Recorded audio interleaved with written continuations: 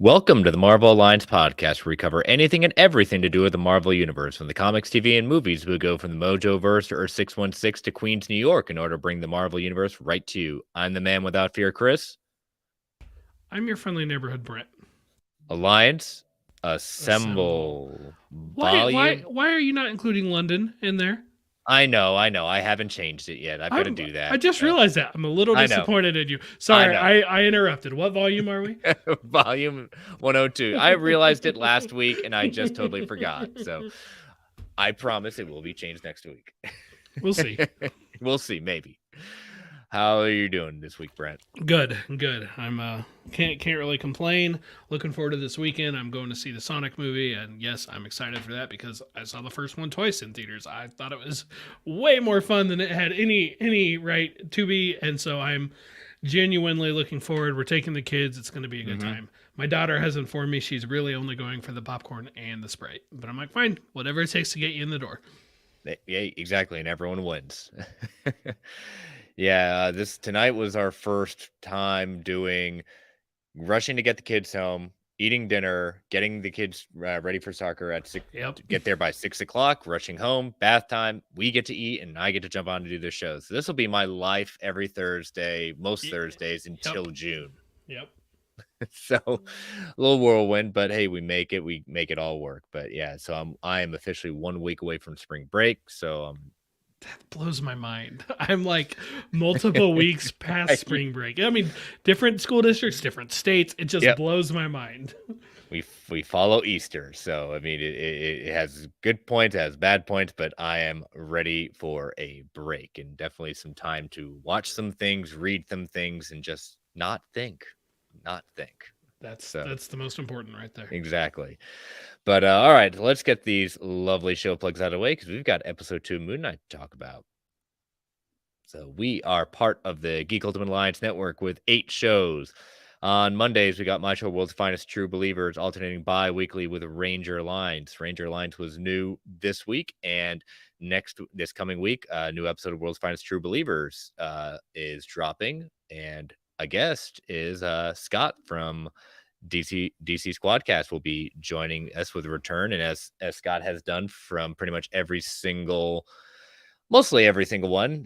He will be doing something a little outside his box of what you would normally see him do. We've already gotten for a Batman one, but this is going back into something different that people wouldn't think that would be his thing, but it is very much his thing. So check that out this coming Monday. On Tuesdays, we got DC Alliance. On Wednesdays, superhero discussions. Thursdays, Star Wars Alliance. This show on Fridays, Marvel Alliance. On Saturdays, a walk through the multiverse, alternating bi-weekly. And has officially returned. Slice of Film has returned on Sundays bi-weekly with co-host Mark and Sarah. So make sure you check those out. We also have a Patreon. So if you want to throw a couple of, I did forget one thing back with the plugs at that point. So if you want to watch any of these shows live, you can subscribe to the Geekverse podcast YouTube channel. And on Mondays, DC Alliance goes live on 9 p.m. Eastern Standard Time. Star Wars Alliance goes live on Wednesdays, 7 o'clock Eastern Standard Time. And this show goes live Thursdays at 9:10 Eastern Standard Time. And each one of those shows has a solo feed separate from the GUA feed. So check those out. And now we do have a Patreon. So if you want to throw a couple of shekels our way, we have 2 tiers, a $1 tier is our tip jar to say, hey, you think we're doing a good job. And then we've got our $5 tier with our ad-free episodes, early access episodes, and Patreon exclusive shows. And again, we have our We Can Watch This All Day, our Marvel Alliance MCU rewatch. Episode 3, Iron Man, is already in that queue. You've got Joe doing the Multiverse Minutes. You've got Hines with his top 5s. You got Sarah doing some legend stuff with the novels and canon stuff with the comics for Star Wars. A lot of fun, a lot of great stuff. So we want to thank our patrons. We cannot do this without your support. And if you can't join us on Patreon, we totally understand. But if you want to give about 30 to 90 seconds and rate and review the Marvel Alliance solo feed on Apple Podcasts, Spotify, whatever podcatcher choice may be.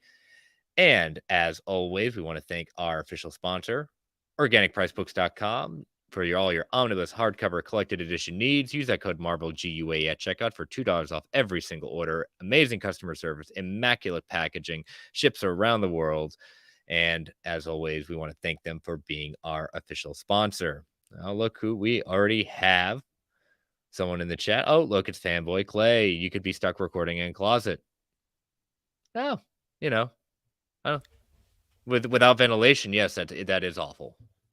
Yep, and that's kind of what Clay had to go through the other day because he's moving, But doing some movement stuff, and mhm. that was it. But hey, for the people. Yes, So exactly. He did it for you, the fans, the listeners, everything like that. So, all right. Well, we have episode 2, Moon Knight, episode 2. What are your non-spoiler thoughts? Well, actually, first I want to do one thing. Want to thank Joe and Travis for joining us on the Morbius review from last week. So if you haven't checked yes, the yes. cinematic classic Morbius at that point will stand the test of time. I mean, if you saw Martin Scorsese, I mean, he definitely thought it was cinema. Yeah, I heard about that.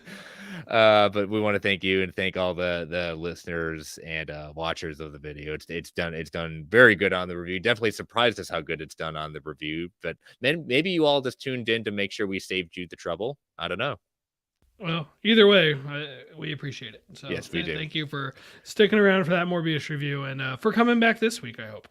Yes, exactly. So, all right, Moon Knight episode 2. What are your thoughts on this one, Brent? How did the number 2 do for you?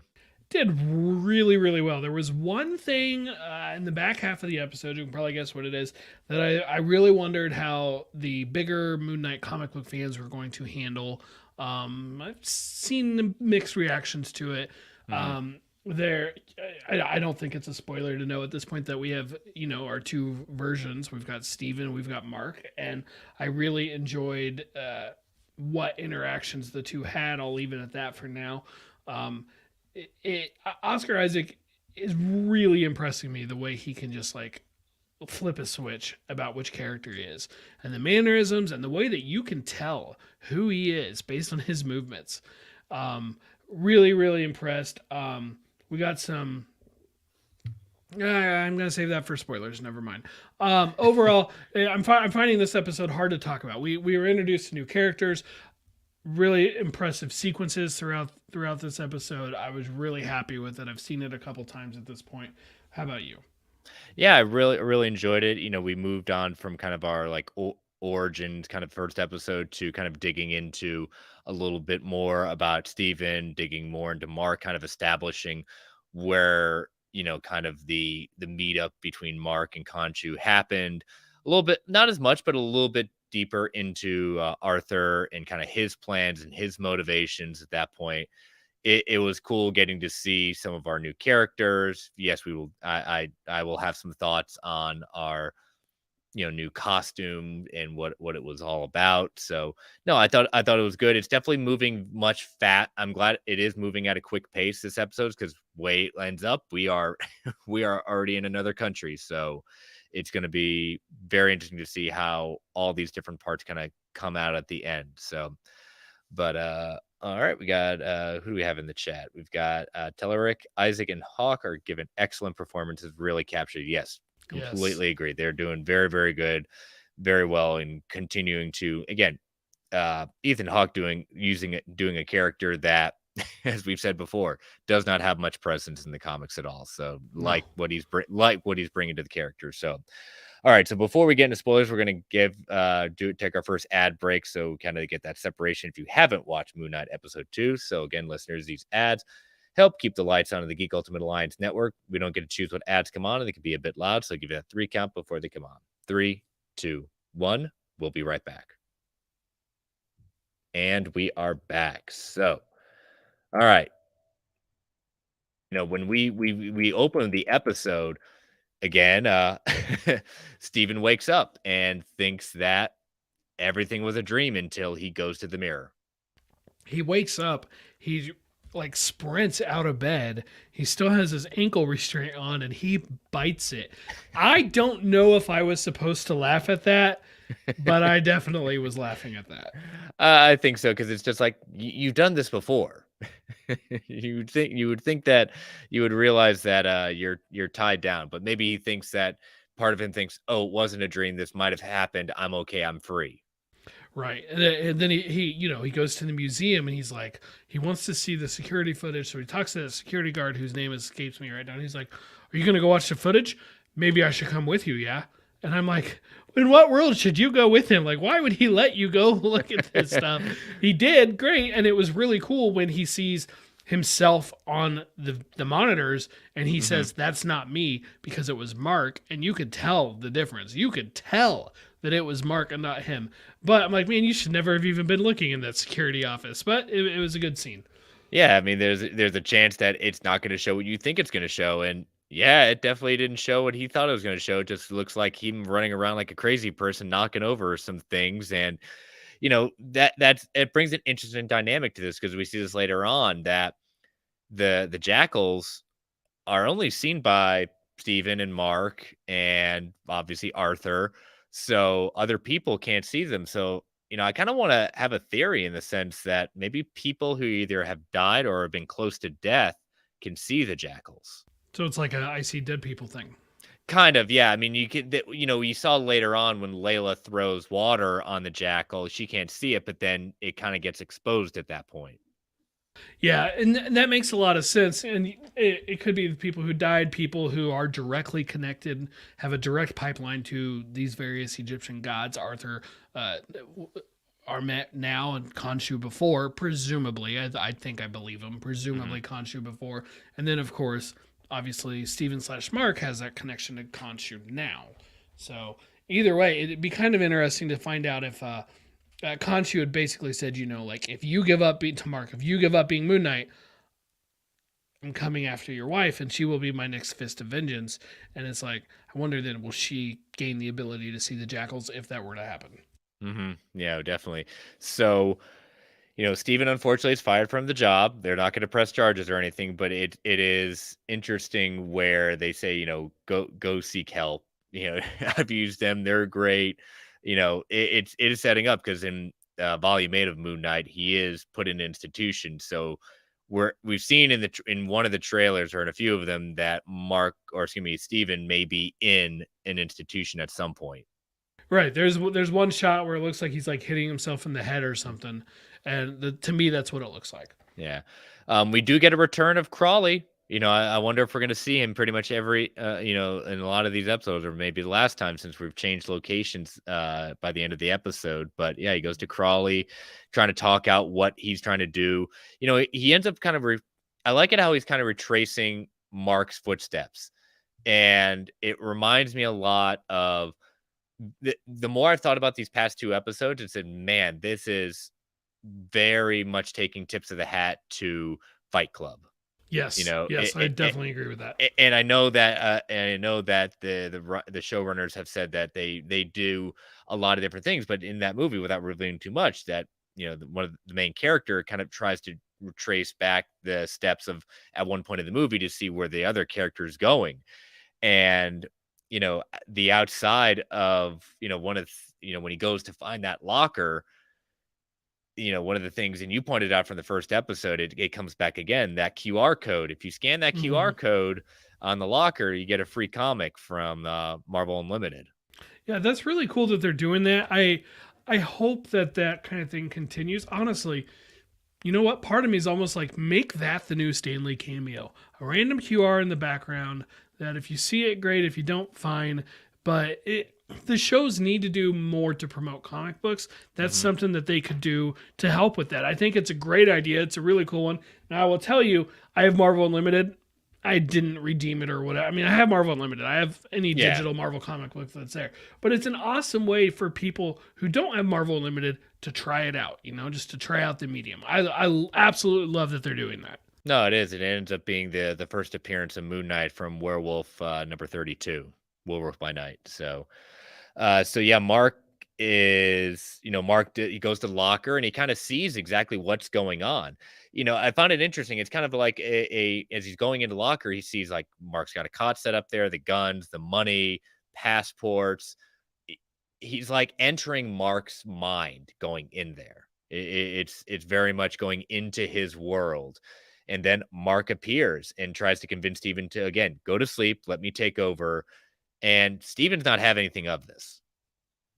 Yeah, I really enjoyed like this. This feels like one of the first times we really got to see Steven and Mark talk, have a conversation. Hmm. And Steven is starting to stand up to him, you know? What if I just take all this illegal stuff in this bag right now and I'm going to go take it to the police and the I forgot what the health agency's called in the UK, but basically the National Health Institute, whatever they're called, they're going to drug me up and keep everybody safe from you. Like, Hmm. I like that he's standing up to him. And that was his intent. He tried to do it. Now, right after this, I got to ask if you thought the same thing I did. Khonshu shows up, Hmm. coming after him, and it freezes on Steven's face for a second, and he just looks terrified. Did you think that the stream froze there? Because I definitely did, and I saw a couple other people talking about it too.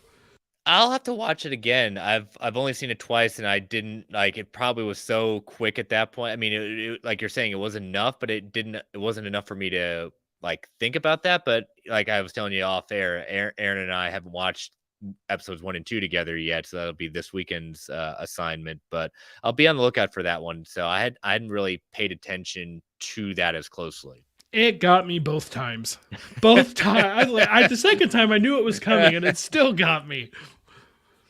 Well, again, maybe I guess my threshold at that point in the morning when I watched it was was a Sure, sure. little bit easier. But yeah, I mean, again, they are leaning into a little bit these horror and suspense vibes with like running down the hallway with the flickering of lights, Conchu chasing after him. I mean, again, it's making me laugh just because of how freaked out Steven is and Hmm. Conchu chasing him. I mean, during that conversation, that's when Mark reveals that he is the avatar for Conchu. Yes, because he even says like, "I'm his avatar. I guess you kind of are too now, huh?"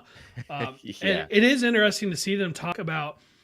I want to know what happened because Mark at one point says like there were something to the effect of there were more walls between us.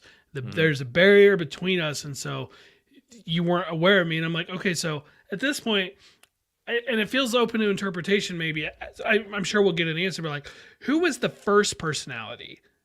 Not Yeah. just in the comics, but here, who was the first personality? When my guess is Mark because he seemed aware of Steven. How did he become aware of Steven? Right? Mhm. And what happened to break these walls or to open these barriers down? So many questions. I'm sure we'll get some answers, but that's what I've been thinking about pretty much since watching this episode. Yeah, I mean, the way he kinda said it when I watching it, it was like, I yeah, I used to be the one to be able to keep you at bay at that point, like, you weren't able to get in, and now Right. you're keeping me out stronger than you should be now, and that's weirding me out, that's not how it should be. Yeah, absolutely. And he even makes the comment of like, oh, I guess the person in charge of the body is stronger. Yeah. So, I mean, if you're a fan of kinda Doom Patrol, you got Crazy Jane, it's mhm. very kinda Similar concept. Yeah. similar concept, yeah. But he does get out and ends up on the street, almost getting run over by, a woman named Layla, who reveals herself to be Mark's wife, and, Steven's trying to play it off at that point, and she she ends up when they go to his place, she's like, "Are you seeing someone else? Are you doing Mark like Steven's not doing a good job trying to he's trying to cover, but he's just not good at this at all." Well, and they sort of bond over like speaking French and looking at Mhm. Egyptian hieroglyphics and stuff. And she's like, "Here's the divorce papers," and he makes this comment of like, "I would never divorce you," and I'm like, "That's a bit much there, buddy, because from your perspective, you just met her. You just met He her." he again, he messed up with the tour guide one. This is the first woman like he has some sort of real connection with, and we put real in quotes because he's not the one who has a connection. But Layla is a creation for this show. It could be a amalgamation of like a few other characters, but one of his main love interests in the comics is Marlene. But they're not using Marlene; they're using this character named Layla. And she the divorce papers are Mark's way of keeping her safe. If keeping her safe, keeping her out of the picture at that point, and he's willing to do that to keep her safe. Now, which begs another question at this point, because I remember I put out there that when that date was arranged with that tour guide, it was Mark. But it seems Mark is very devoted to Layla, so much so that he's willing to protect her. He doesn't Yes, seem to yes. be the one. So it brings up the question of the fourth personality. was it Jake Lockley, who we haven't seen yet? I definitely think that's on the table, but you may have also just touched on it. The divorce is a way to attempt to distance Layla from Mark to keep her from Khonshu. Maybe that's what the whole going on the date was with the museum person, trying to get Steven with another woman to just try and move the body, if you will, into Maybe. another relationship. Again, just to Interesting. distance it with Layla. From Layla, I should say. Yeah, and, they go through the apartment and he's about to go telling her what's in the bag, and, I can't remember if it was Mark or Conchi telling him, "Don't," it was Mark saying, "Don't do it, don't you do it," at Yeah, that don't point, let her or in there. Don't don't let her do it. yeah, because she'll be a target and she'll get killed, and so he stops, but ends up she goes into the bag and finds the scarab, and she's like, "Wait a minute, you've had this the entire time, and we've been looking for this, and now you're keeping it from me?" And that's when we get the two cops, Billy, and I can't remember the other name, but I know they're both kind of characters in the Moon Knight run. Yep. Oh man, I had the other name earlier. I don't remember it. We failed, but yes, they are definitely both from the comics. And I even was like, oh man, these cops are gonna get him. That's not good. And then they take him and they take him to Arthur. I'm like, oh well, they're not real cops. And then I'm like, well, maybe they are real cops. They're just Hmm. real cops who are part of Arthur's cult, for lack of a better phrase. Yeah, S Bub's in the chat saying, I mean, he was wishing for a girlfriend, and now a week later, he pretty much magically has a wife, so it makes sense to me. All right, that's a fair point. That's a Yeah. fair point. So while he's in the police car, there's another Easter egg in this one. Because when they kind of pull up his records at that point while they're driving to have him go meet Arthur, they the Interpol file for Mark Spector is 1975, which is when Mark debuted as Moon Knight in Werewolf by Night number 32. And then later in the episode, when we see the bus overhead, the call number on the bus is WBN0032, which is another exact callback. So, Marvel Studios likes throwing these callbacks in their little hints of first episodes and first appearances in there. But Sure. they reveal that Mark's a mercenary, and when he was in Egypt, the Egyptian dig site is where a number of archaeologists that quote unquote he killed. And that's kind of the beginnings of the origin for Mark as Moon Knight. Now, what we don't know is, are they going to mention Bushman? Because that's the one who really killed the archaeologists and left Mark for dead. It's debatable if what we're getting with this show is an origin story. Hmm. I would argue that at least so far, it's really not. Now, we as the audience are still learning about it, but he's already Moon Knight, right? He's already, Yeah. Hmm. quite literally suiting up. Do you think we'll get a flashback to that moment when, like, as the mercenary Mark Spector is killed and that they Khonshu, revives him? Yeah, I mean, from some of the trailers, we've seen him kind of looking like he's in a temple at some point, either as Mark at that point. So maybe we get to. I think that moment's going to happen. I think it would be kind of cool just to kind of see Conchu revealing himself to Mark at the time of the deal that was made. Even though in this episode, according to Mark, we hear what the deal was made for him to continue as Moon Knight and he have Conchu use him as the Avatar. Mm-hmm. Yeah. So either way, I think it'd be cool to see, but it would be interesting if they decide to go a path of no, we kind of told you it, we didn't need to show it to you. So, so they do take him to Arthur, and Arthur reveals that he was once Conchu's avatar, and guesses that during the conversation that there's Conchu. I love Conchu in the background saying, Yes. choke him, cut out his jugular, and he's just lurking in the background all over the place.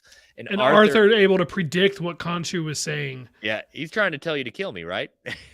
Yes, that whole entire scene was great. As Arthur's basically doing like the hard sell to Steven, join my cult, basically. Give me Mhm. the scarab, and you can have vegan food and all this other stuff too. And he's like, the wind blows. He's like, don't worry, that's all Khonshu can do to you. That's all he can do is make the wind blow a little scary. Like, no, that was a Yeah. great scene.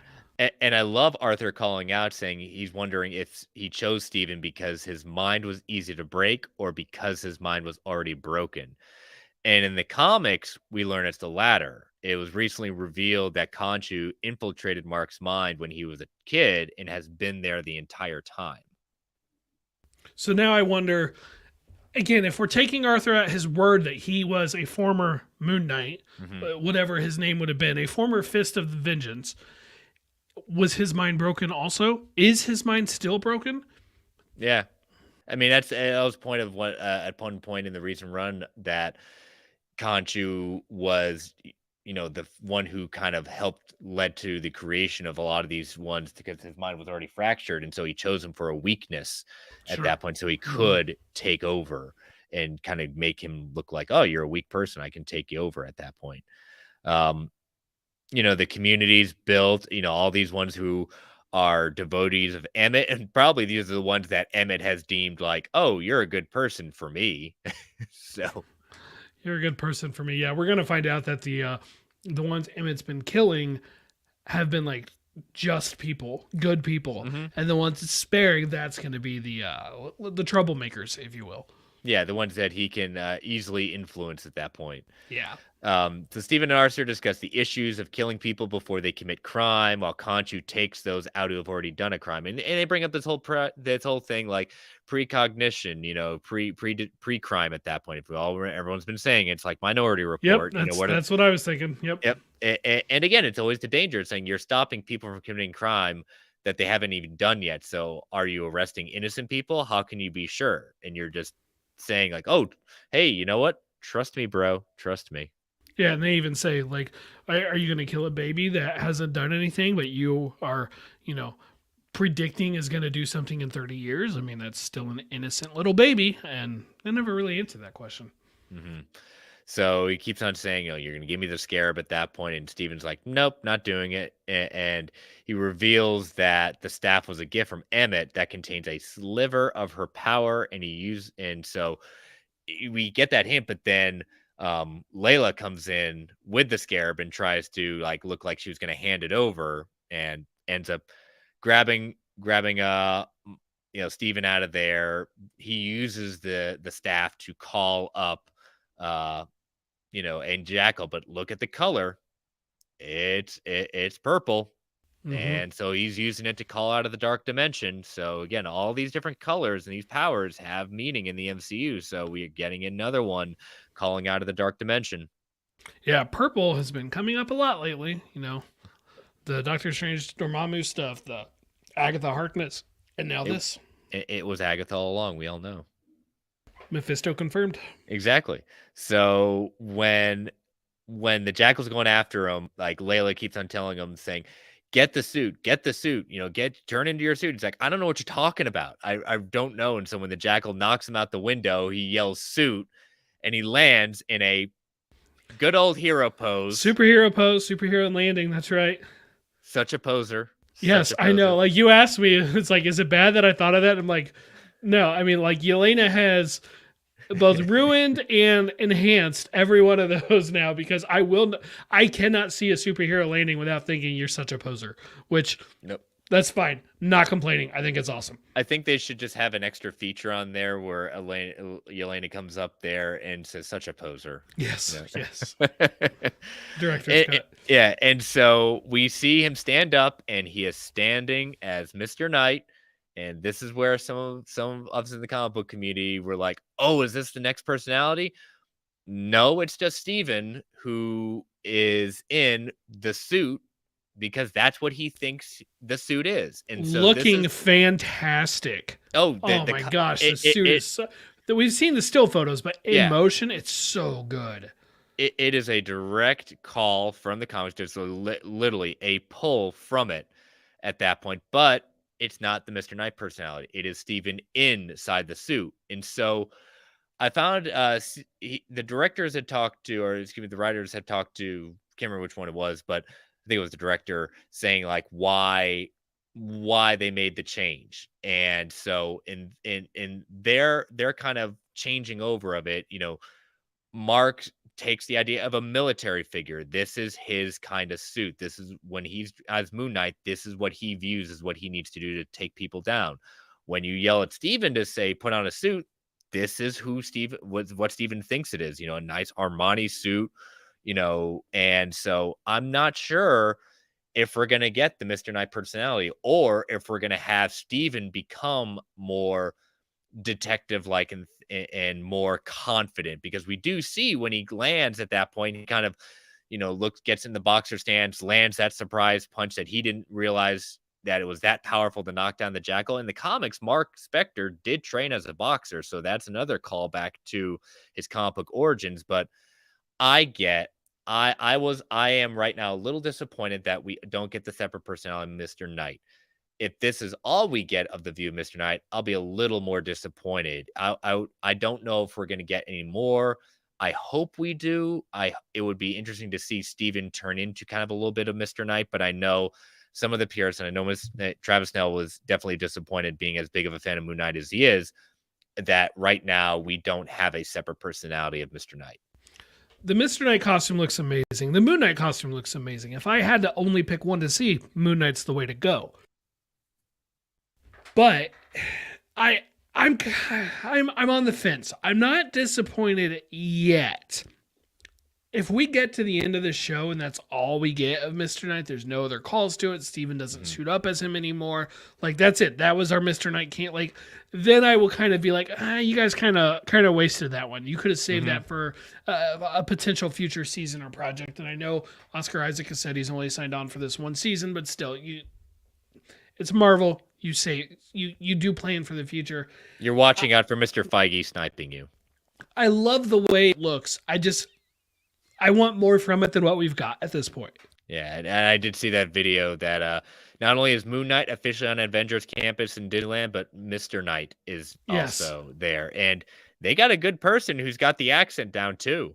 Oh, yeah. I haven't heard him talking or anything. I've just seen pictures of it. Oh, nice. Yeah, if you go back in our chat, you have to scroll up a little bit or just find it. It's been posted, so it's definitely out there. Ultimately, I just hope that we do see more of Mr. Knight. Yes, the Moon Knight costume is more the one I want to see, but hopefully we do see more of the Mr. Knight. But during that fight, I love the way they shot it, where part of the time was from Mr. Knight's perspective, and we could see the Jackal, and part of the time was from Layla's perspective, and we couldn't see the Jackal, and we just see Steven getting thrown around. He finally lands that great punch, and Mark, he kind of cheers him on a little, hype him up a bit. Great punch, good job, And then he's like, "But you're standing up for yourself. It's still time to tag team and switch this up if we're going to survive this thing." Yeah. Going earlier in the chat, I held these out because we weren't there yet. All in the game, it said, seems like Steven will hopefully develop into a cerebral detective Knight character from with Mark as the brawny Moon Knight character. Caught that. Yeah, exactly. That's our callback on the bus. It says GRC, from Falcon and Winter Soldier, and they've put this on the timeline, and it is now the most recent thing on the timeline. This occurs after Hawkeye, according to the timeline. Interesting. So is the GRC still around? I kind of thought it would have folded after the events of Falcon, but those kind of banners and stuff could be left over. Yeah, exactly. It takes a lot to take those off. As says, I feel like Mr. Knight suit was just used as a reference to the costume, and the show won't exactly use the personality. Yep, I can definitely see that possibly happening. Yep. So we already, So it's again, I'm with you. If it's the only time we see it, I will be disappointed. If they're going to do this, especially taking the director's comments at face value, I think as Steven gains more confidence in himself, I think we will. I will do a. I'll do a no bet in the sense of nothing on the line, but I will think we will see Mr. Knight again one more time, at least one more time. Well, factor fiction, maybe. Yeah, a unofficial factor fiction at that point. But I feel that just the way his comments are, the way Steven kind of used it, saying maybe I can do this. Maybe maybe he'll get another shot at doing it one more time, because it was cool. I think if that's the way they're going to lean into it, then to not have it again, I agree. It would be a waste. Absolute waste. As Bob says in the chat, glowing eyes on point. Yes, I am definitely team white eyes. Characters with white eyes in the comics, it'd be awesome to see those things in live action. Thank you, Moon Knight, for doing that for both of these versions. But yeah, you're right. Steven relents control to Mark so that he can really take down the Jackal as Moon Knight. I just love the transformation. Absolutely love the transformation into Moon Knight, pulling out the moonarangs out of his chest and able to take down moonarangs, baby. Yes. Just random BS, go. Random BS, that's right. I told I told my buddy David, I was like, that scene, like when he becomes Moon Knight at this point, it's like cape porn right there because his cape just looks so Oh, wait freaking till good. later. We've seen And that it shot just where he's going so over. good. There's the shot of him like jumping across between the two Mhm. buildings in front of the moon. Oh my gosh, it looked incredible.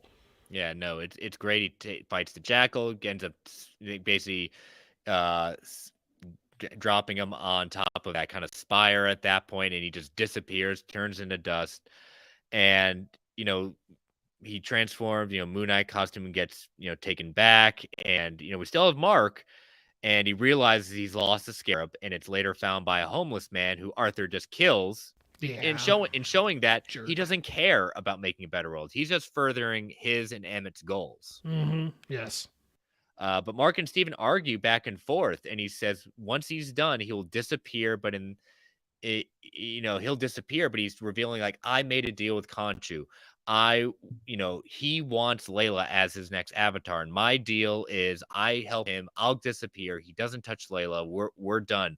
But they have a real argument back and forth, and so much so that he's just telling Steven to shut up, and he laying a lot of truths on Mark at that point, Hmm. and he's kicking this thing, thinking thing. And if you watch that, and I posted it in our own private chat at that point, I am quite sure Mark lays the F bomb out there Well, just enough that you've got to pay attention, and it's censored just a little bit, but he is dropping the F bomb. I'm almost confident. well, for what it's worth, the closed captions do not back that up.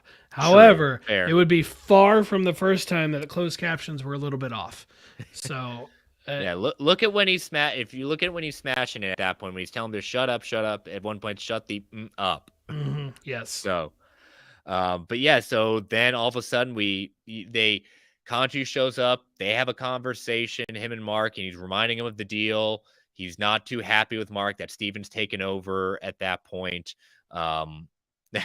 S-Bub saying that Bell in the background's working hard to keep it at Keep it PG-13. Yeah. PG-14, yeah, PG-13, yeah, they're trying to at that point. You get one with PG-13, you get one F-bomb. Yeah, you get one in movies. I don't know how Yes. that works for streaming shows and stuff. Yeah, I mean, it's they after can say whatever they want, right? that's true. But yeah, Conchu's not happy with Mark, and that Steven's kind of messing up their plans, and that the scarab was taken. And Conchu says, "Well, guess where we're going? We're gonna have to beat him there, so we're going to Egypt." And so we wake up. He wakes up in Egypt, drunk on the floor. I'm not sure that's Mark. I'm really sure it's definitely not Steven. Is this our introduction to Jake Lockley? It's a good question. Have you seen the connect in quotes the Mhm. connection to Captain America the Winter Soldier with Moon Knight? Have No, you I have seen not. this No, I have not. theory? I think it is. Maybe it'll be there. I think it's reaching like no Okay. other, Well, just tell me because because I don't know. when Jasper Sitwell has been taken by Steve, Natasha, and Sam, and he starts listing off the things that Project Insight is like the Yeah. people that he's looking for. This person, that person, Stephen Strange, etc. Right? He mentions like a TV newscaster or something like that in Cairo, and I'm like, That's I a mean, reach. so far Mark isn't a newscaster as far as we know, and Steven certainly isn't a TV newscaster. I don't know. Maybe something else will be there. I don't. I started seeing some people talk about it. And just in the last hour or That two, I saw references. man. It feels like a reach. I just wanted to acknowledge, that the conversation was around that. Wow. That I mean, we are fans. We do go crazy. Again, hashtag Mephisto confirmed. Yep, absolutely. So but that's where we left off. And I love it that we're already jumping to Egypt at that point. We're keeping it moving. We're keeping it moving. And it's I'm looking forward to as we delve deeper and deeper into this. I look forward to, is this Jake Lockley or is this an entirely new personality? But I'm really enjoying the show. I'm having a lot of fun. It's going to be very interesting. I'm going to be very curious to see, and hopefully I can report back next week what Aaron thinks of this. Just because this is definitely the most different one she's seen of the MCU. I'm wondering how she's going to react to it. Yeah, it has been a lot of fun so far. I don't already have like inclination on like where I expect it to, what kind of range in my rankings to fall and stuff like that. But all I know is I'm really enjoying it. Yeah. So what more can I ask for? Exactly. So, all right. Well, we'll be curious to see your thoughts. Let us know on Twitter and in the our DMs at that point. Let us know what you're thinking so far of Moon Knight. But I haven't heard many people outside of the Mr. Knight issue. I haven't seen too many negatives about Moon Knight. I've heard a couple people say they didn't like some of the CGI in this episode. I don't see it. Sorry. I know people had some of those complaints in the first episode. I still really don't see it there either, but I guess if I had to, I'd be closer to seeing it on that one. But I don't see it. I thought this episode looked fantastic. I think, a lot of times when you're doing CG in the dark, it hides a lot of if there are issues at that point. Because I'm like you, I didn't really see it as much. I think a lot of times when you do CG with a lot more lighter background, so if we're going to be, he wakes up in the daylight at that point. If we're going to have some daylight fights with Moon Knight, I think they kind of, people say, well, it's Moon Knight. He's going to only be doing it at night. So, but we'll see. I didn't see it as much, but again, I wasn't as paying attention. I'm do my first couple of watches are all about character development stories, and my Sure. other Yeah. ones are going to be a little more critical at that point. But again, it's a streaming show. Yes, it's Disney and Marvel money. I'm willing to let a few things go on streaming as long as it's not horribly atrocious. Sure. Before we go on, we did have a couple questions. Yes, definitely. Go for it. From Anthony DC Outlaw, he says, I saw a complaint from a Moon Knight fan that Stephen Grant isn't a Bruce Wayne type like he was in the comics. Do you think it was for the best that they changed his characterization, or do you think it would have benefited the show if they stuck to it? Well, I will tell you, they flat out said, like the director flat out said, we changed him from being a Bruce Wayne type. Like they were trying to go away from that. Personally, I think it was a good call. I think I mean, Lord knows I've made the joke too, like white Batman, right? Like those jokes exist for a reason. The character evolved into a much more interesting thing. And to be clear, I'm not saying more interesting than Batman, but more interesting than Batman Light. More interesting than just a Batman ripoff character. There you go. Which is white, kind of what he was. He kind of was a Batman ripoff character. So I'm glad they didn't go that way. I don't know. To me, if you want to watch the Bruce Wayne type, go watch the Batman movie. It's still in theaters. It's definitely worth your time. Go watch that. Yeah, again, I'm definitely not as a deep fan of Moon Knight as Travis Snell is and many others at that point. But I've gone into the comics. I enjoyed his character at that point. Like I said, my comic purist to me is like, yeah, I'm a little disappointed we don't get to see it, especially with the Mr. Knight thing being the way it was at that point. However, for the story they're trying to tell, it brings a different dynamic in the sense of the personality that we're dealing with Steven, especially with DID that we're dealing with kind of head on with the person who doesn't know what's going on at that point, the man who knew too little and discovering this world. It brings a very interesting dichotomy between Mark, who is very aware of what's going on, and probably our main personality that that has relented control for whatever reason to Steven. I'm still waiting to hear why Steven ended up being the one to take over. And so it works for the show. I get and I understand, and my comic purist, as I said, understands the argument and disappointment. However, it works for this show. And then also related to Moon Knight specifically, Stu Little, if Marvel thought the comedy that's been present in the first two episodes was a necessary element, why do you think the trailers for the show didn't make us aware of its inclusion very much, if at all? It's not badly done. It just would be less jarring if I'd known up front. To me, I don't feel jarred. Like, I don't find it jarring because we all know that, yes, Marvel does include humor. Mm-hmm. And I don't think it's been too much. I don't think it's taken away from let's say the more thrilling or more scary type moments that there's been, like the more jump scare type moment. I don't feel like it's taken away from those, but yes, it has absolutely made me laugh more than once. So to me, it is just another prime example of Marvel doing what they do best, balancing different tones. We're going to show you the creepy stuff over here. We're going to get a laugh out of you over there.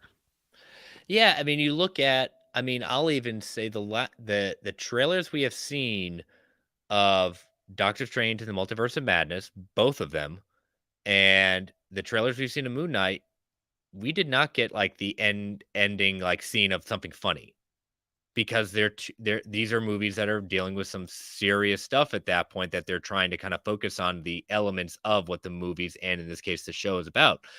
I the jokes have not taken me out. I think they work very well, but to put it in these trailers, and I know people say, "Oh, they have that joke in there, so it takes them out of it." I, I'm glad they haven't done it this time, because it doesn't work for it. I expect, just because it's a Marvel property, to have a little more humor than we would out of, again, we'll just say it is that some of the DC properties don't have it. But even within the DC properties we've seen, they do have humor in it. And I'm talking beyond the Suicide Squad. Sure, like So, Peacemaker. yeah. But like you mentioned Doctor Strange, like those trailers so far, the teaser at the end of No Way Home, the other trailer we've gotten, they're not humorous, right? Mm-hmm.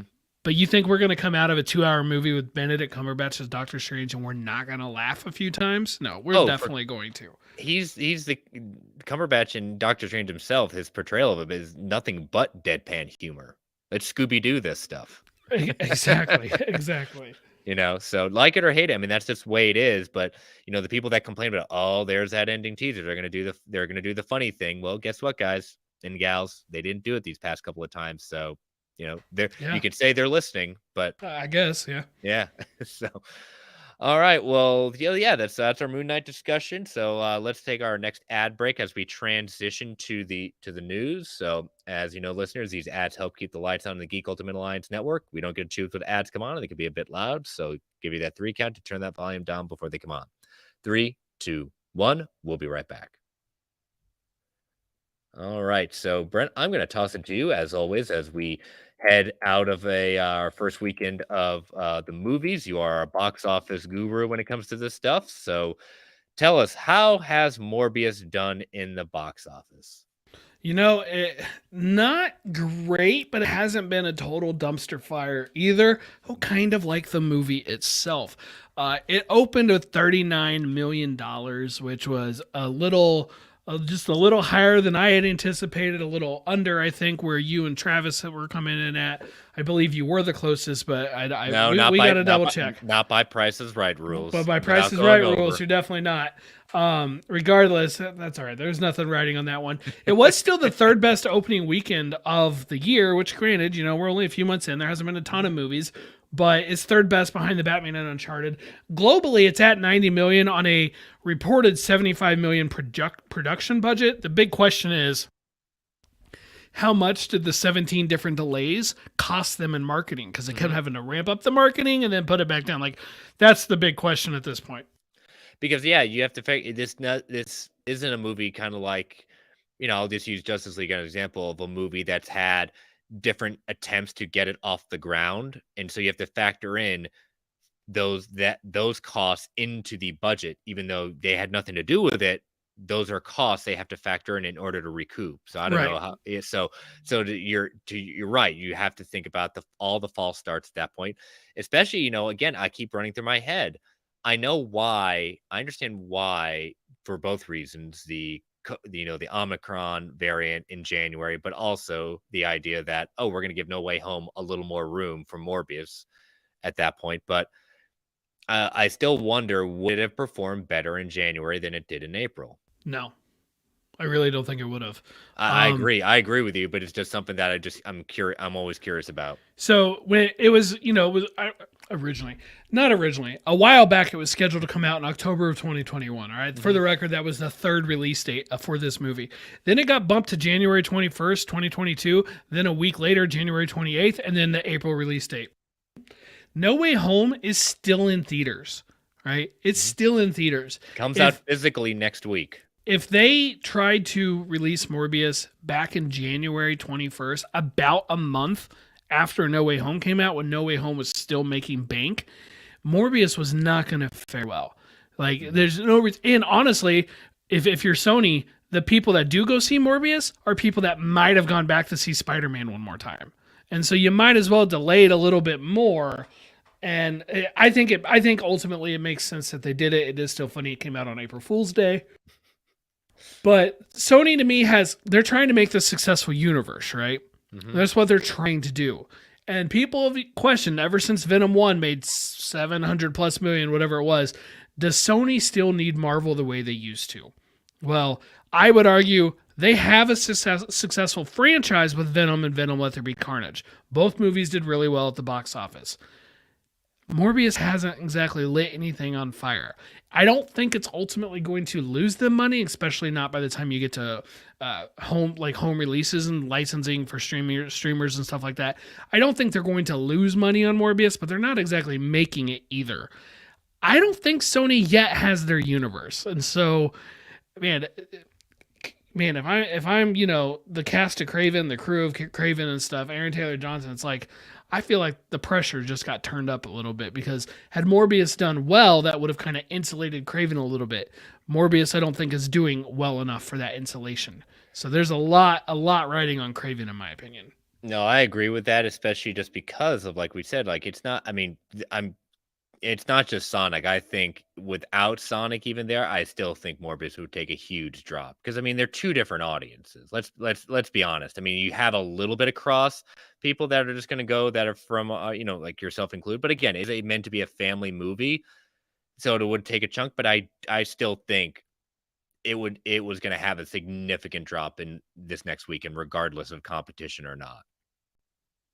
And with that, like you're saying, Craven. I still don't know what to make of that movie. I honestly don't. And we've all kind of said it, there is that end credit scene, which one of them is gonna, how is he gonna be recruited at that point? But I'm just gonna say I'm putting it out there. I'm gonna have to put it out there, Brent. Madam Web is gonna save the Sony universe. I'm just saying it right now. I mean, I've got to. She is. It's their only hope. Help me, Madam Web. You're my only hope. Exactly. Hashtag Madam Web is the blueprint. Madam Web is the Spider-Man blueprint. There we go. Yeah. I mean, the inspiration for all comic movies, both before and after it released.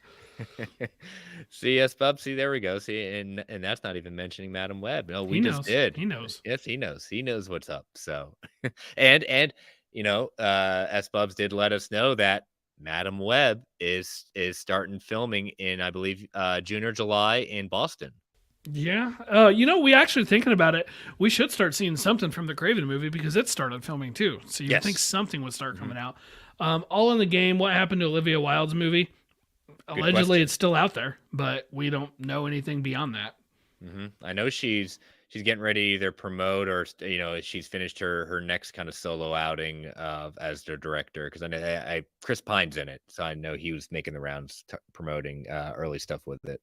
So yes, that's the box office stuff. So we'll see how bad of a drop Morbius takes with Sonic and Knuckles. Yeah, I'm really curious about this. Like, I mean, the thing about opening low is you're already making pennies if you have a big regular drop off. So if they have like that 50 to 60% drop off, this is not good. Oh, what if it goes down as bad as 70? I've wondered. I have wondered. Are we going to see 70% drop off? I think it's on the table. That's as Travis likes putting in our GUA chat. That's a big woof. That's a massive woof at that point. Yikes. But yeah, exactly. So.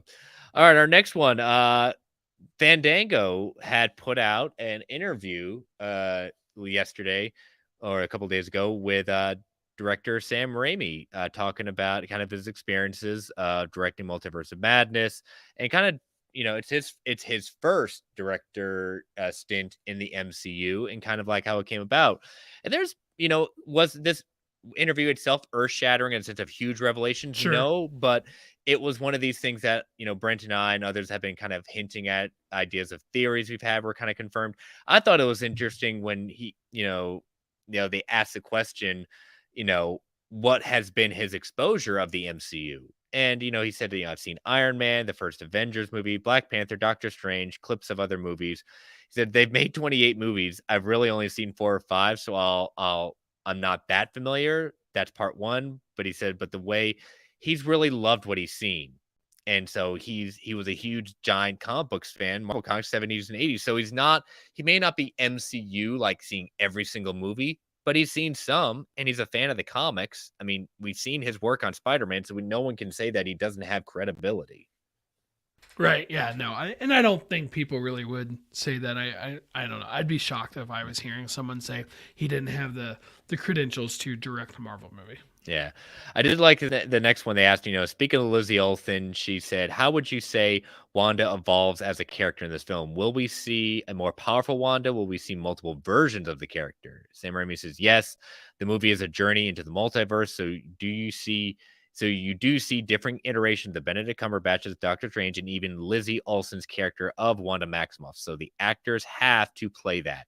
It's a great challenge for them and a fun way to direct them playing different versions of themselves. So I like, we kind of saw it in the trailer. A lot of people saying, no, that's just her taking over. That's always going to be our Scarlet Witch. I've been one to say, no, I think we're going to see different versions of Scarlet Witch too.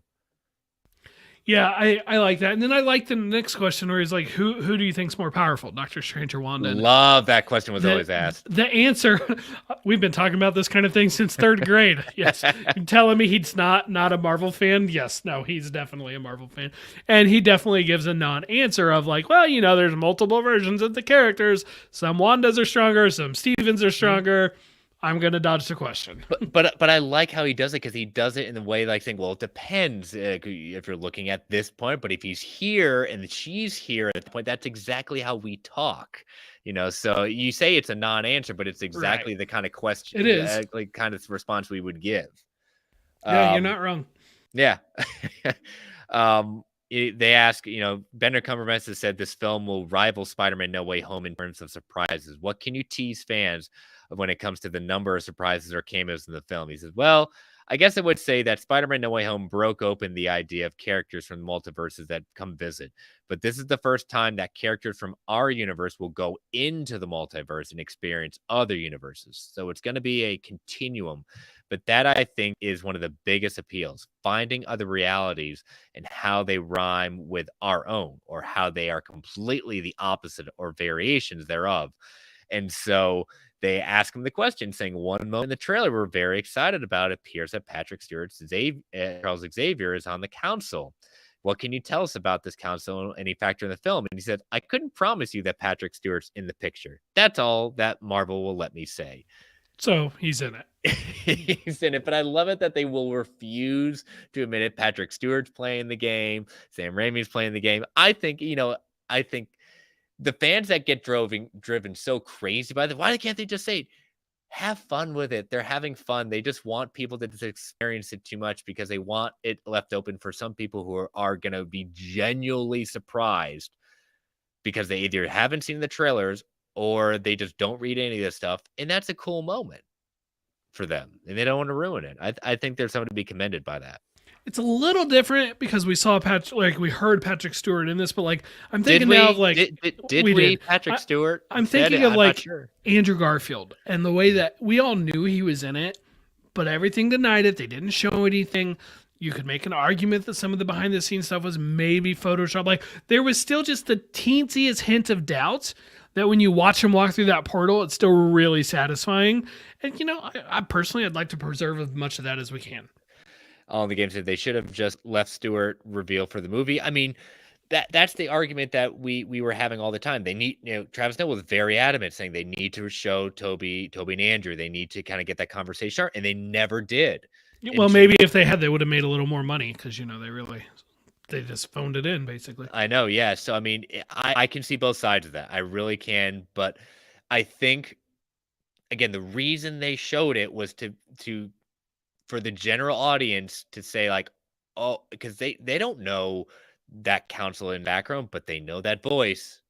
They know that voice. And so I was okay with they doing it because again, it gets that conversation started. I mean, we'll talk about it in a second with pre-sale of tickets, but he talks about Sochi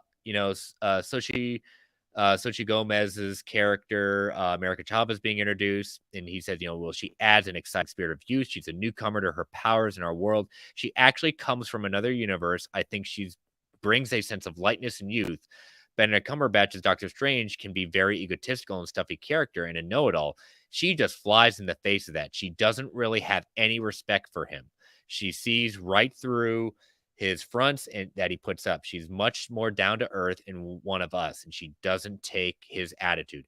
I can't wait for that. Hearing that got me really excited to see that she's not going to be like kind of like Peter Parker, kind of a little bit in deference to Strange when he first met him. I like that America Chavez is to be like, no, I'm not tolerating this. Are you kidding me? Yes, it is fun to hear people stand up to him, to not Mhm. put up with his arrogance. Yes, Yeah. I'm definitely looking forward to that. I was very surprised, but kind of glad they brought up this question about, he said that Kevin Feige teases fans of Evil Dead 2 will be very happy when they watch this film. Ask him what he means by that, and he says that's the one thing I can tell you that does not happen. I think what Kevin meant was, from my point of view, is that the film has a flavor of horror to it.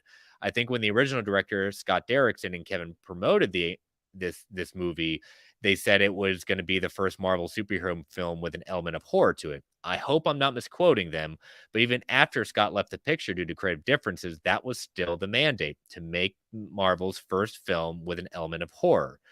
He says, I think what Kevin means is that because it's spooky and has some parts that are scary and others, it's unknown what you'll find in the multiverse. So I like that he gives that deference to what Derrickson was going to do, and that was the mandate, and that even after he still left, that was going to be the goal.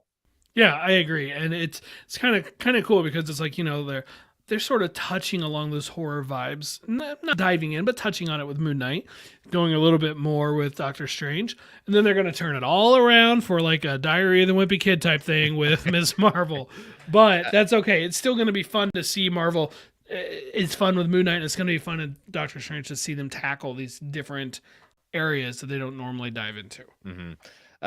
They get another ask of a question. They said, "Is your friend Bruce Campbell going to make an appearance in the multiverse?" He said, "I can't answer that question either. I'm not allowed to." And Bruce Campbell has been having fun with this for a while, Yes. of putting his so-called images of his makeup shots and his Did you cameo see his appearance. April Fool's joke? Yes, I thought that Yeah, was where very good. he looks like Doctor Strange. I'm like, man, you could have been Doctor Strange. Yep.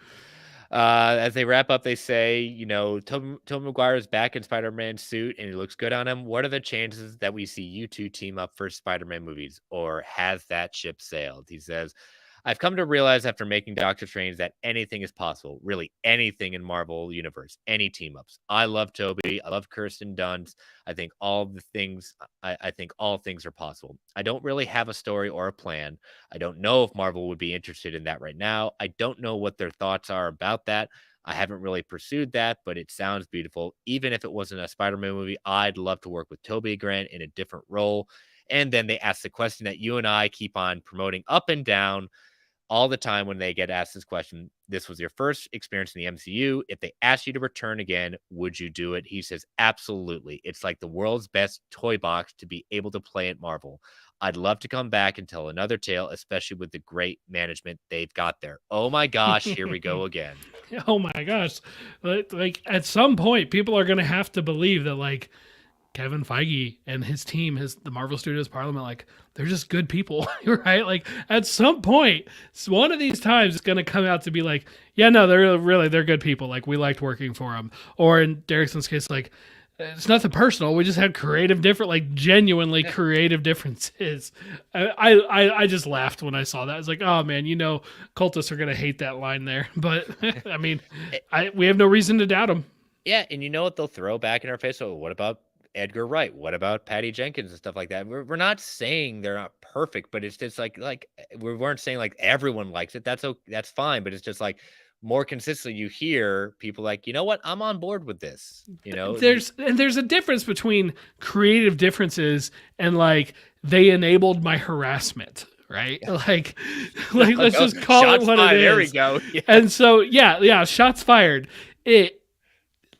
I mean, call it what it is. It's just like people like working for them. There's a reason people like working for them. I mean, Sam Raimi had not directed a movie in years, came back to do a Marvel movie with Kevin Feige, whom he had worked with before. He knew what he was getting into with him. Mm-hmm. And the fact that, again, Sam Raimi gave us the Spider-Man trilogy, like all movies, like some of them, like only one of them. The man helped be part of the beginnings of the golden age of comic book movies. Yes. And the fact that we're getting a quote unquote horror like Marvel movie at that point, what better man do you want to put into than in charge of the man who gave us Evil Dead? Come on. It's I'm looking forward to it. So, but with that, I think it was good that you added this into it. Pre-sale tickets, went on sale Wednesday, 9 a.m. You got yours a couple minutes earlier than me at that point with AMC. I went on Fandango. We both got our tickets. You're seeing a little bit earlier than me on May 5th at that point. So we've got our tickets locked. You've got, I think, 2 I showings. have two that are booked. Okay. I've noticed that AMC, when there's an announced date, they're going, because they did this with the Batman 2, Mhm. 10 to 15 with those Batman early screenings, 10 to 15 minutes early. If you go to AMC, look at the AMC app. They have the episodes, they have the show times available, and you could book them. You could reserve them. I had my Doctor Strange tickets for 5:30 Central Time that Thursday night before the actual official launch of the tickets. And then once that happened, it started queuing, and I never had more than 1 minute queue, right? It wasn't like 1 hour queue like Spider-Man was giving me. But it took me several hours to book a second viewing. I should have done it immediately, but I didn't. I didn't try for about 20 minutes, to be fair. But I was at work and work got in the way. But I kept trying, and I was just like, okay, 1 minute queue, wait, pick my seats, reserving for me, reserving for an entourage member, in this case, my wife. This is the time, continue, confirm, error out, crash. I'm like, crap, okay. That was basically like I would just kept every 20 minutes or so going back to it. Finally, I don't know how many, 3-4 hours. I'd have to look at my timestamps on the emails later. I was able to actually secure tickets for a second viewing. So as of right now, the plan, by the time we record our review, I will have seen it twice. Yeah, fortunately, my schedule does not allow me to see it twice. So I'll be seeing it once at that point, but more than likely seeing it again, either later that weekend or the next weekend after. I am taking off work to do it. I'm not taking off work for the first one. I'm taking off work for the second showing.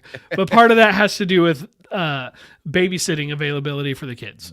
Yeah. Oh, yeah. Totally understand. Again, that's our thing. So I mean, Aaron's gone on record saying, and if this is a end game level, No Way Home level thing, she will be down. I'm the she because again, it's expensive to get a babysitter at that point for us. So, but yeah, no, this was the first time I got into Fandango without any problem at 9 a.m. and I was, chose it. I was about to choose my seats. Then they put me in a queue for 5 minutes. That is the first time I've been in a queue on Fandango since Endgame. It was just 5 minutes. It wasn't anything like Not that. even Spider-Man? No, well, Spider-Man, I know some of you all stayed up late and trying to get those tickets early. Yeah, I did. and you know what I did? I said, you know what? I'm just going to wake up and do it. You know what I did? 5 a.m., woke up and hit my tickets, got in my exact same my theater. I was all good. So I had no queue for that. There was still queues the next morning for Spider-Man for me. Not me. It was absolutely ridiculous. Not me. But yeah, but how did ticket sales do for that? I mean, they did pretty well. The highest day one pre-sales of 2022. Do you know what that means? We are in a world where Doctor Strange sold more day one tickets than the Batman. That is ludicrous to me. Now, to be fair, if you told me Marvel movies coming out, DC movies coming out, which one do you think is going to sell more tickets for pre-sale? Absolutely. I'm going to say Marvel every time. But I always would have had a caveat of, unless it's the Batman. So unless it comes down to Spider-Man versus the Batman's definitely going to beat any other Marvel movie for pre-sale tickets. It's Batman, one of the most iconic characters of all time. No, it is a weird time, man, that Doctor Strange did that. Absolutely shocked. As Bob said, the Marvel fatigue is really showing. Am I right? You're right. Yeah, the MCU is dead. Bury it. But again, we're living in a world where we have a Disney Plus streaming show about a character named Moon Knight, to be honest, a C, sometimes one considered to be a D level character at that point. And Doctor Strange is the number one pre-sale movie of 2022 and one of the most anticipated movies of this year. So all the games got a question, and it's a point that came out that is officially the runtime is 2 hours and 6 minutes. So that is including credits at that point. So we will probably say it is technically under 2 hours for the movie proper. I will probably be very close to, again, I'll be 159, something like that. Yeah, and I'll be honest, I was hoping for something more in the 2.5 hour mark. Mm-hmm. The movies about Marvel movies, MCU movies, yes, please. I will take every minute they're willing to give me. That said, if this is the length of movie that they wanted, I have to trust their process at this point, you know? So Yeah. if that's the amount of time they needed to tell their story, then okay, great. You're not wasting our time afterwards. So I mean, because who hasn't gone to a movie where like, man, they could have cut out 20 minutes, you know? Yeah, and it's rather interesting that we're seeing a lot of stuff like, things getting scrubbed from new trailers at that point. Like Christine is now scrubbed out of the door entrance scene in the movie from that vault thing. Like it's interesting how you've revealed these characters being in, and now you're scrubbing them out, and certain actors and actresses are getting on the posters or getting featured on posters versus others. So Right. it'd Yeah. be interesting. But yeah, the 2 hour runtime, I'll be honest, yes, I was surprised too. But again, I'm pretty confident that this movie is gonna still be good despite it not being 2.5 hours. So again, it could be worse, could be 90 minutes. I mean, yeah, but again, I at this point, I would say for 90 minutes, I would say the same thing. That's how long you need. Okay. To me, I want more, especially with Mhm. multiversal stuff. You know, we've gotten a lot of multiversal stuff lately, if you really think about it, between like Loki and Spider-Man No Way Home, and now Doctor Strange. Like Marvel is like they're going deep on this multiverse stuff, but I absolutely would like more of it. But something tells me that Doctor Strange and the Multiverse of Madness is not exactly our last multiverse thing coming up, even besides knowing Loki season 2 is coming. Ant-Man Quantumania. Exactly. That movie Yep. is still coming. So, between alternate timelines and alternate dimensions, we are still going to see fun variants of our favorite heroes. Exactly. So, all right, our last story for the evening is Marvel reportedly casting first transgender woman in the MCU. So this is coming from POCculture.com. Marvel Studios, with their sources, is in the fast lane on Ironheart production. According to their sources, Marvel is currently casting a Black Latina or Afro Latina transgender character to star in the upcoming Riri Williams solo series. The character is listed as being portrayed as she, her, and in the 18 to 22-year-old range. No names have been associated with this mystery character, but the casting description is as follows. The character will be smart, confident, and with a mystical bent and unique sense of humor. She is also described as unapologetically nerdy about things that excite her, even if they might be terrifying to others. This would be the second transgender character in the MCU. Zach Barak, an openly trans actor, was featured in Spider-Man Far From Home as the Midtown High School student Zach. And yes, all in the game. Fox News just imploded. Good, screw 'em. I mean, again, we're taking steps for representation. Representation matters. Representation. So again, it is the second time we get it, but this is the first time a transgender woman. Again, I'm all here for it. It sounds like it doesn't give in the sense of like, is it going to be a recurring character? Is it going to be just a guest appearance at that point, one episode? But again, steps forward. Keep doing more work. Marvel, yes, Marvel. I mean, we've said it before. I guarantee we say it again. They have a long ways to go. They've made great strides, especially over the last couple years, especially with Phase 4. This to me, this is nothing but good news. I don't know who she's playing, Yeah. but this is nothing but good news. But like what that's Bob, probably someone she meets in college. Yeah, sure. Sure, Or, yeah. could be, another friend or some point. Again, I was glad to see this news. Good scoop for POC culture at that point. And yeah, I'm very excited to see what Ironheart. Ironheart is definitely something I'm looking forward to seeing. As Bubs, maybe a sorcerer or sorcerer in training based on the mystical slant in detail. Yeah, especially with this saying like things that excite her might be terrifying to others. Yeah. And I just thought this could be a Wakandan, Mhm. someone who goes with her after the events of Wakanda forever. I don't know. I honestly have no idea who it is. And to be fair, I haven't read that many Ironheart comic books. And so Mhm. I'm not super familiar with her supporting cast. So nothing jumped out to me, but that doesn't mean there isn't something there. I'm just ignorant of her stories at this point for the most Yeah. part. So hey, maybe future comic book clubs. Write that down. Yes. As we start getting towards it, I think it's not going to be something that we will forget. So, Right, right. all right. So that is all the news at that point. So let us take our final ad break of the evening before we get into more listener feedbacks and factor fictions and comic book clubs. So again, listeners, these ads help keep the lights on in the Geek Ultimate Alliance Network. We don't get to choose what ads come on, and they can be a bit loud. So I'm going to give you that 3 count to turn that volume down before they come on. 3, 2, 1. We'll be right back.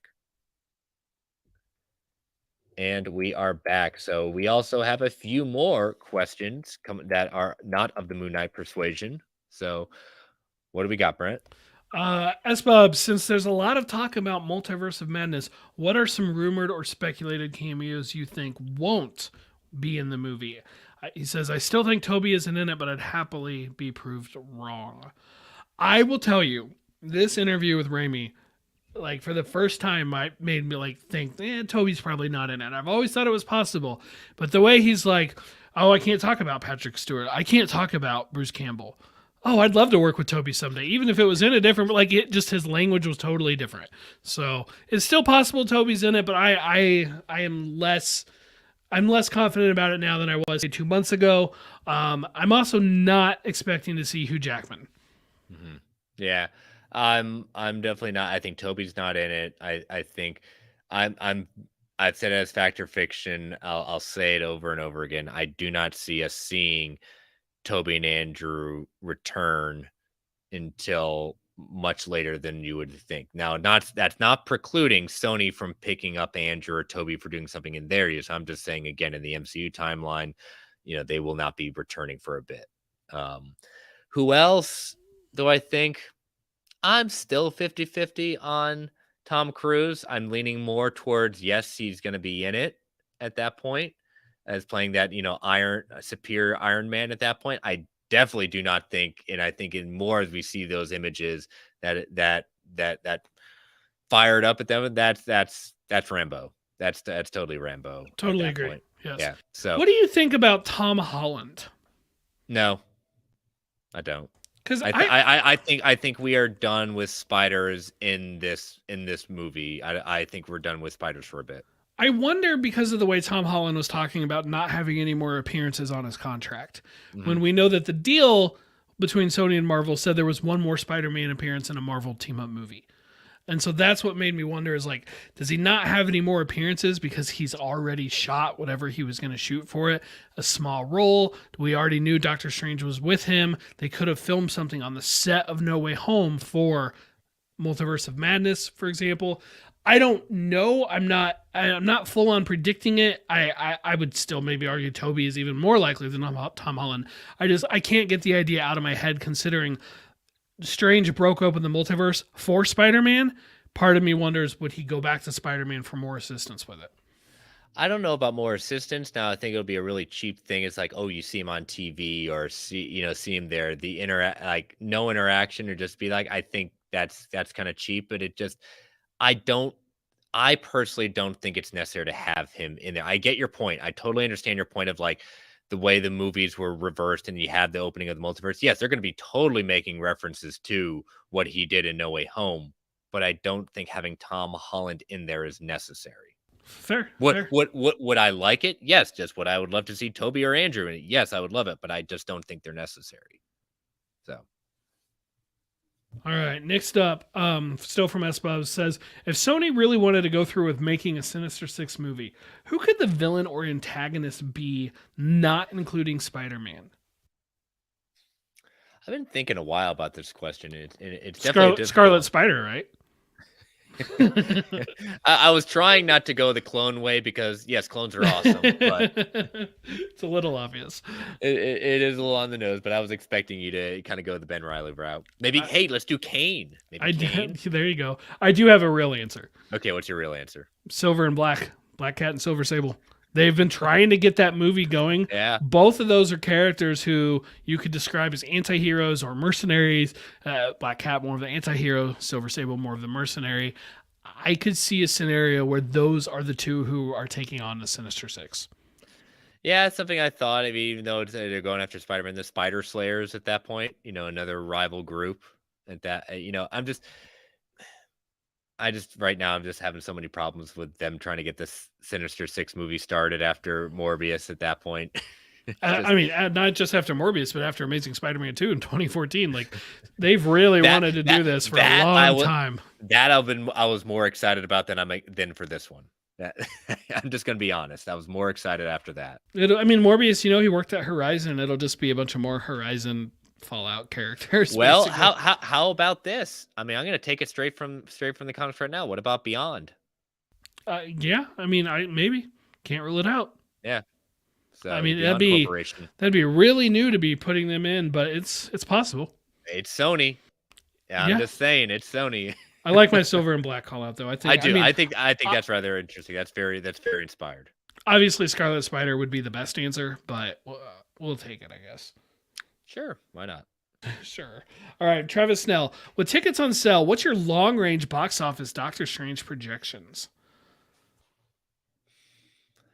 See, now we've got to always think about it. I'm more leaning towards is are any Marvel movies going to be in China?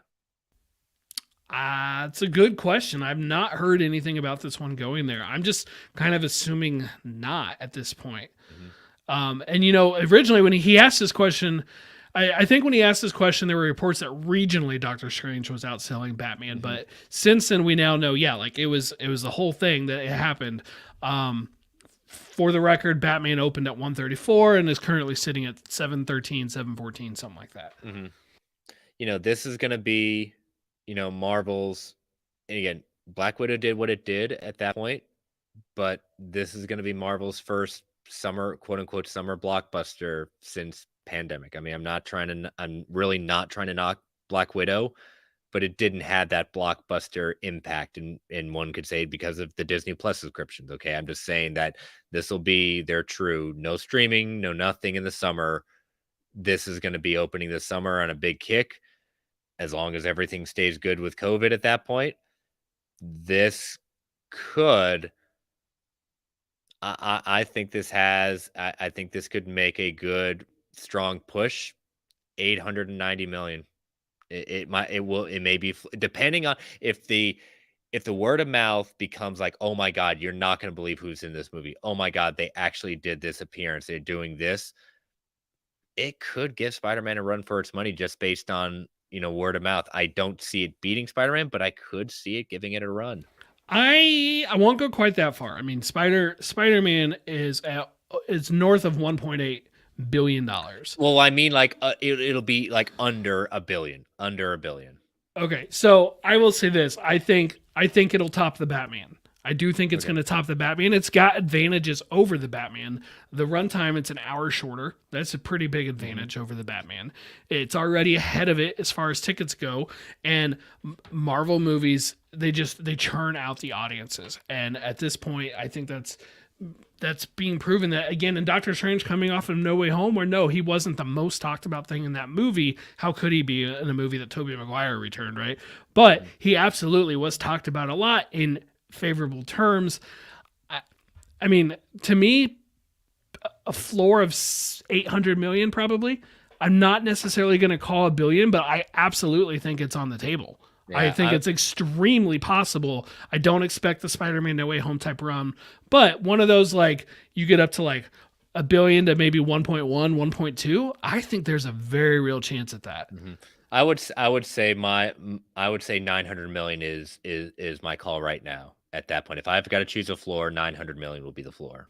Let's put. I'll put the ceiling, and we should write this down and come back to it. I'll put the ceiling at double the first Doctor Strange movie. So basically 1.2, 1.25 billion, something like that. Okay. And I'm going to set my floor at 800. Okay. So my floor is a little lower than yours, but That's fine. I'm taking the over on it for sure. That's okay. S Bubs goes 850, then he kind of range 700 to 750 to 850 at that point. Yeah, I mean, it's. I think there's going to be a lot of word of mouth, but again, it when as I said, it's going to make a run at Spidey. It's not going to beat Spidey, but I think there's going to be a lot of people just saying you have to see this for this camera. You can't believe what they did with this movie. And it's going to be crazy. Again, it's gonna open up the summer. So, but all right, that all the questions. Yep, that does it. All right, so let me pull up the fact or fictions from last week. So, all right, these were from Travis. So, number one, Cable and Domino will be in Deadpool 3. That would be 71% said fact, 29% said fiction. Number two, Moon Knight will have two more appearances in Phase 4. 33% said fact, 67% said fiction. And number 3, Spider-Man 4 with Tom Holland will be announced before Thor: Love and Thunder. 26% said fact, 74% said fiction. We should have added this. Will be announced before the first Thor: Love and Thunder trailer. Yeah. What'll come first, the trailer or a Spider-Man announcement? Everyone, cool your jets. We're gonna get a trailer this month. I'm just Plenty saying. of time. I don't care about records have been broken. It hasn't had a trailer. We're gonna get our trailers. And people who thought the movie was gonna be delayed, rest your horses. They're starting. He already said, Hemsworth already said, we're starting our press run for it. So again, movie's coming out. We could be talking about a trailer next week. We could very much be. And guess what? Main story followed by a trailer breakdown. Oh, that'll be fun. Exactly. That's, as I told Espuz when he told us about the Madam Web starting film. That's music to my ears. Let's do it. Yeah, no joke. All right. My turn for fact or fiction this week. I've got 4. I'm going to figure out which one I'm going to save till next time at that point. All right. No, my first one.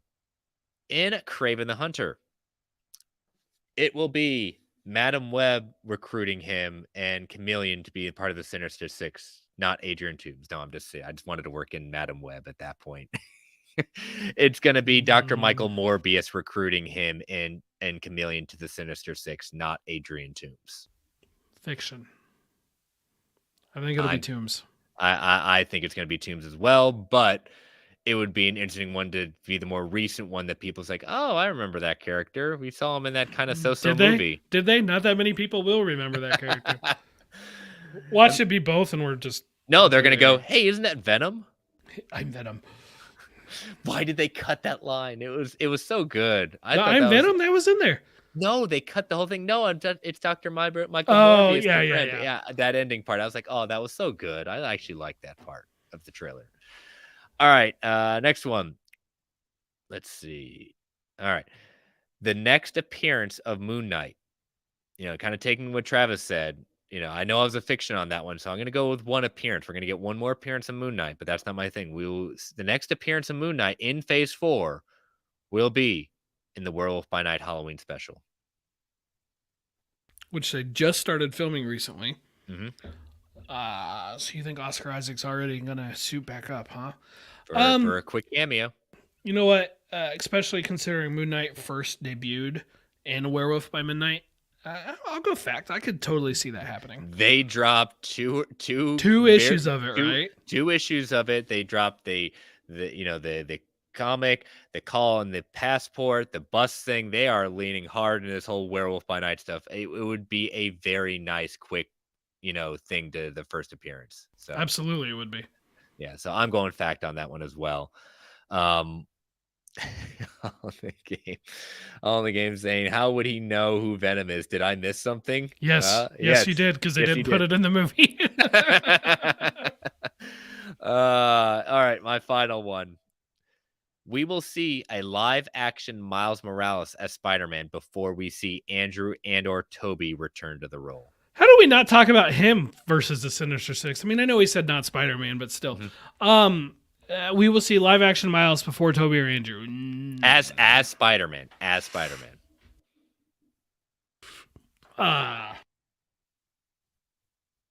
You know how there's that scene in the Doctor Strange trailer where it looks like they're going through an animation world? Yep. I've wondered if something like that will happen with Across the Spider-Verse Part 1 or Part 2, where they will jump through a live-action world just for a second. So cool. And I'm like, I mean, that would do it.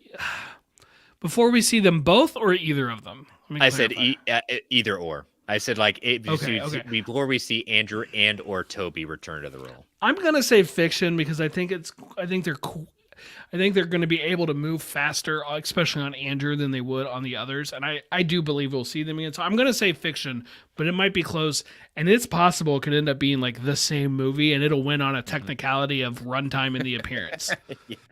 I want this to happen. I'm going to go with my heart. My head is telling me, no, you're an idiot doing this at this point. No, I'm going fact. I think we will see Miles Morales. I'm going to put it out there as definitely a fact on that one. Is it a big fact? No, but we'll call it 51%. Guess what? It's crossed the line. We're going with it. I say we're going to see it, not because we're not going to see Andrew or Toby again.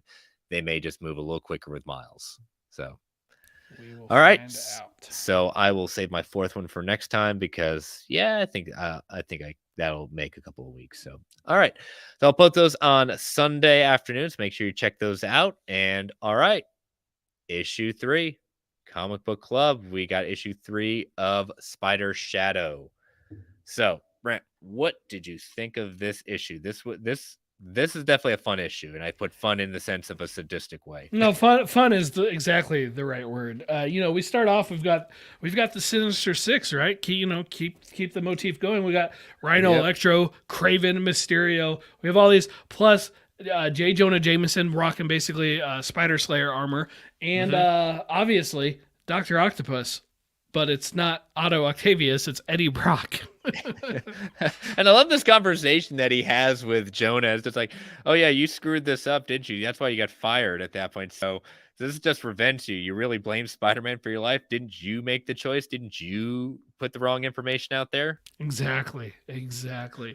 And then it cuts from there, and we've got like a little bit more of Mr. Fantastic, like beating himself up over not being able to get the symbiote off of Peter at that point.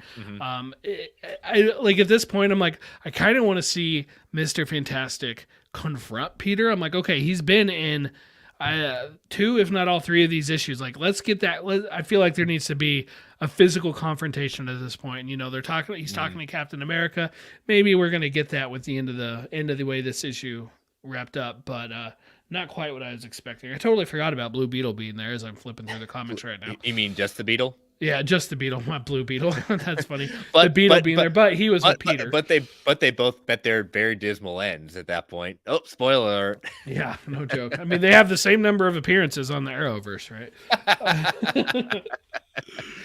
Yeah, and I do, it's one of these things where, very gruesome ends for a number of our Sinister Six people, but I still think Kingpin makes the most gruesome at that point. Sure. Even though it's off camera at that my image in my head, but the fact that the symbiote gets like basically taken off due to the fire at that point, and Jonah having kind of a how he takes down Craven when he sees who it is at that point, and kind of just being like, Peter, what happened to you? Why did you go this route? And like, how we got to talk about all those years of being a menace, but he's not like, he's being more understanding than Jonah was. I'm kind of impressed. And I don't know if I'm having a hard time believing it, but I'm just saying there's always something good to Jonah Jameson. And I'll point to what you and I recently read, Life Story. I mean, man, it's just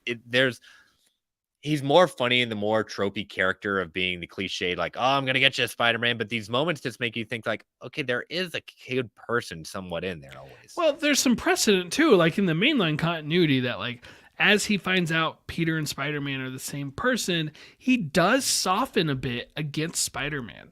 Yeah. Sure, if he can use it to his advantage, come on my podcast, he will do those things, but he still softens to him a little bit. So I was not terribly surprised to see that, like, with Jonah, like, he was no longer killing a faceless being who is all Spider-Man ever was to him. He's now killing, his employee, he probably wouldn't admit it, but his friend is like somebody that he cares about. And then we see on the back of the truck, the symbiote's attached. It's not gone on the back of the truck. Black Cat and, MJ have a very interesting relationship in the comics, and they continue this in this short little panel back and forth. But, the fact that we get revealed that Kingpin, one of his last things where if he ever was killed, he released to the world who Peter Parker is. So the cops are outside getting ready to take him in because of if he's Spider-Man, well, he's killed a bunch of people at that point. And we flash forward, the symbiote is taking over the Fantastic Four. He has taken over Mr. Fantastic, and a lot of symbiotes have been spawned. Yeah, so like the symbiote survived the fire and like hitched a ride back to the city on the back of the car, of Jonah's car, right? And yeah, now it looks like we're getting all these different symbiotes. It appears, a little separation anxiety maybe is the way it's going. I guess we'll find out. But I love this look of the Venom Reed symbiote. The symbiotes already have like, they can almost mimic the stretching powers. Then you have the natural stretching powers that Mr. Fantastic does have. There should be some pretty cool visuals in this next issue. Yeah, it definitely should. So, but yeah, we've got 2 more issues. So you and I probably got to talk this weekend about what we're gonna do as our fan voting. Yeah, I guess we're already, that's what happens when you pick a shorter story. We're getting close Yep. to that, aren't we? So yeah, so we'll probably talk and we'll hopefully come up with some ideas for a theme and some choices for you all to vote on for our next comic book club. I So, think we kind of have to. yeah, I think we kind of have to. well, if we don't, Thinking we're about gonna it. have a week off or two. I'm not saying that, but we got to do it for you, all the people. That's So, right. but all right. So, volume 102. I've got to get used to saying that. No longer 2 digits. 102 is in the books. So, as always, listeners, we want to thank our official sponsor, organicpricebooks.com, for all your omnibus collected edition needs. Use that code Marvel GUA at checkout for $2 off every single order. Brent, tell people how they can follow you. Brentak Prime on Twitter, on TikTok. And that's pretty much it. Been having a lot of fun with TikTok lately, so go check that out.